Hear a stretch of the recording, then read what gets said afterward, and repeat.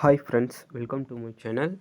இந்த வீடியோவில் வந்து நம்ம என்ன பார்க்க போகிறோன்னா, நீங்கள் புதுசாக ஓட்டர் ஐடி அப்ளை பண்ணியிருந்தா அது வந்து அப்ளை ஆயிடுச்சா என்பது தான் பார்க்க போகிறோம்.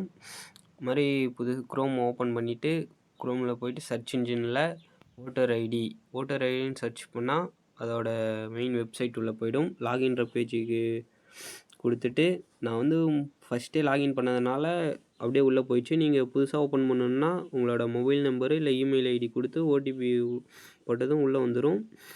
இதில் ஃபார்ம் 6 வந்து நம்ம புதுசாக அப்ளை பண்ணுற இதில் வந்து நான் இப்போ ட்ராக் அப்ளிகேஷன் ஸ்டேட்டஸ் நான் வந்து அப்ளை பண்ணிட்டேன். அது வந்து அப்ளை ஆயிடுச்சா என்பது தான் பார்க்கறதுக்கு போகிறேன். இப்போ இதில் வந்து நீங்கள் அப்ளை பண்ணியிருந்தா நெட் சென்டரில் அப்ளை பண்ணியிருந்தால் உங்களுக்கு ஒரு ஃபார்ம் தந்திருப்பாங்க. அந்த ஃபார்மில் வந்து அக்னாலஜி நம்பர் இல்லை ரெஃபரன்ஸ் நம்பர் இருக்கும். அதை வந்து இதில் அப்ளை பண்ணால் உங்களோட ஃபார்ம் வந்து சப்மிட் ஆயிடுச்சு. அது வந்து நம்ம வெரிஃபை பண்ணிக்கலாம். அதுக்காக தான் இந்த வீடியோ.